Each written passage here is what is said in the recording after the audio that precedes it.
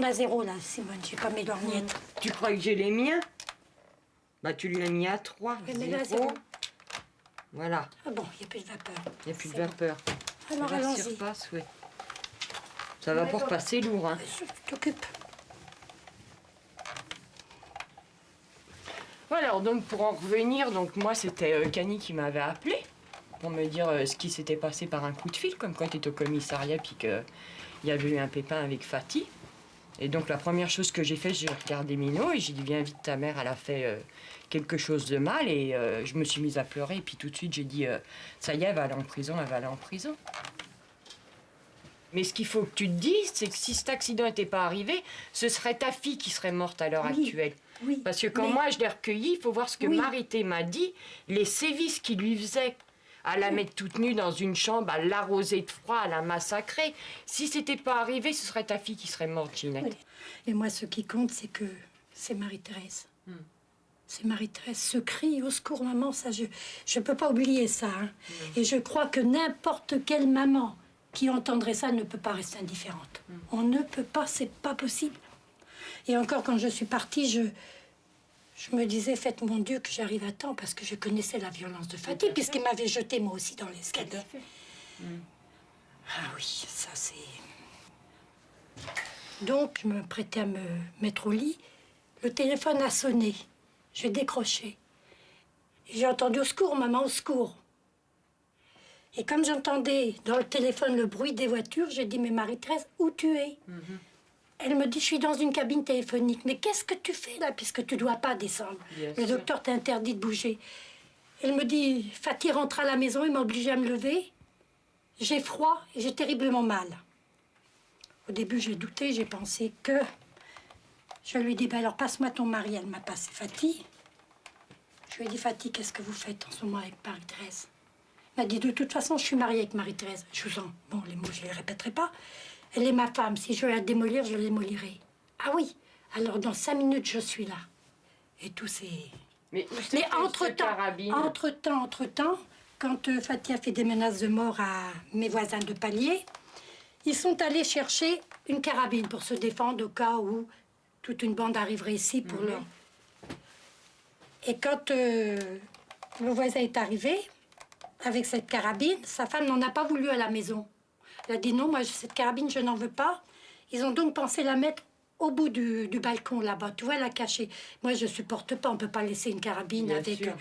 On ne sait pas qui peut la prendre. Donc moi, j'ai pris cette carabine, je lui ai dit, bon, bah passez-la moi, sans savoir ce qui allait se produire après.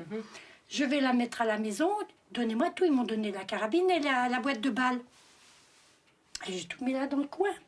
C'est là qu'après, Marie-Thérèse m'a appelé au secours maman. Donc j'avais cette carabine qui était là sous la main. J'ai même pas pris le temps de défaire mes rouleaux. Je suis partie en savate, même pas habillée. Un grand manteau. La carabine en dessous, le manteau. Et comment t'étais là-bas? Et j'ai demandé à Jean-Pierre, Jean-Pierre accompagne-moi. Il n'a pas osé refuser du fait qu'il habitait chez moi. Bien sûr. Avec ma fille Chantal. Donc il m'a emmenée, mais je peux garantir que lui n'a pas vu. T'as vu, mon manteau était très long, Simone. Et la carabine prise de là jusqu'en bas, on ne pouvait pas la voir. Et je suis partie. Et donc t'es arrivée là-bas? Je suis arrivée là-bas, j'ai ouvert la porte et il y avait Fatih. C'est mis à rire quand il m'a vue, évidemment. Et Marie-Thérèse, elle était où? Marie-Thérèse était assise dans son coin, elle pleurait, elle tremblait. J'ai pris la carabine, et c'est vrai. Je voulais simplement lui montrer que j'avais quelque chose dans les mains, que s'il n'arrêtait pas, je dis, je ne suis pas partie là-bas pour la bonne année, hein, certainement pas, dans l'état de colère que j'étais, mais je pensais lui mettre un coup sur la tête ou n'importe où. Oui, ça, c'est certain, je veux être honnête. Et ben voilà, j'ai ajusté, j'ai pris, puis un coup est parti. C'est malheureux, mais c'est un bien pour un mal. C'est un bien pour un mal. Il l'aurait tué, ta fille. Oui, de toute façon, déjà ce soir-là, il voulait l'acheter du 9e étage, si j'ai bien compris, d'après les coups de téléphone. Donc, va savoir s'il ne l'aurait pas fait dans sa boisson. J'ai quand même détruit sa vie. Non, quand Fatih est tombée, Simone, quand elle était détruite, sa vie. Quand Fatih est tombée par terre, Marie-Thérèse a crié. Et ces cris, Marie-Thérèse, elles resteront toujours. Et je sais pourquoi, tout ça, maman, pourquoi t'as fait ça? Elle aimait son mari. Oui, voilà. Elle l'aimait, elle le Et voilà. disait tout le temps, il est mort, je l'aimais. La preuve, c'est qu'elle voulait même se porter partie civile contre toi. Oui. Et nous, on l'a Elle empêché sait. parce Non, non, que... elle sait. hein, si tu ne l'avais pas fait, dis-toi une chose, que ta fille, elle serait morte, Ah donc non, t'as non, rien mais bousillé. Quelque part, Marie-Thèle en est toujours au même point, mais au moins elle est vivante. Elle est vivante, oui. Elle est vivante. Maintenant, bon, ben, elle a un Oui, petit logement, mais- elle a ses enfants qui sont grands. Elle est toujours aussi malheureuse, mais elle est vivante, ta fille. Oui, mais Simone, n'oublie pas que Marie-Thérèse était malheureuse, mais les enfants. Ah, mais ils ont été... Aurore, quand elle est Bien revenue, sûr. qu'elle s'est jetée dans mes bras, elle m'a dit, Mamie, on a tout perdu. J'ai perdu ma petite chienne que j'aimais bien, j'ai perdu mon petit lapin nain. Ils ont perdu leurs souvenirs, leurs jouets. C'était des enfants, Simone. Tout à fait, mais au moins si tu regardes le problème, peut-être qu'ils avaient perdu un chien, un lapin, des poupées, mais au moins ils voyaient plus leur maman se faire massacrer, Ginette. Mais dans le regard d'un enfant, les choses vont Bien passer sûr, loin, ça a plus Simone. d'importance un jouet que ça. Oui. Parce Non, qu'il mais- y aurait toujours ce problème de boisson, il y aurait toujours des disputes, des bagarres, des sévices sur Marie-Thérèse, et ce seraient tes petits-enfants qui seraient détruits, là, carrément. Tout le monde serait détruit. Que là, bon, bah, les enfants, ils étaient placés, malgré tout, ils ont une bonne éducation, des bonnes études, et puis ils ont un bon métier, ils s'en sortent bien. Oui. Que s'ils étaient restés avec Fatih et Marie-Thérèse, il n'y aurait pas eu tout ça. Dans un sens, t'as rendu service. Mais de toute façon, je regrette pas. Je regrette parce qu'un homme est mort, mais finalement, Voilà. c'était sa vie à lui contre celle à ma fille. Hein. Tout à Alors fait, moi, c'est ce que je te dis. il n'y a pas d'hésitation et je pense que bien des mamans auraient fait la même chose que moi, Oh finalement. non. il y en a Moi, pas je pense, beaucoup. si, Non. si, je pense. Non, il faut avoir courage d'avoir fait ce que tu as Si fait. un jour la même chose se reproduit, je le dis honnêtement, de nouveau, je partirai. Je n'ai pas mis des enfants au monde pour voir quelqu'un les rendre malheureux, c'est tout. Exactement. C'est tout, ça s'arrête là.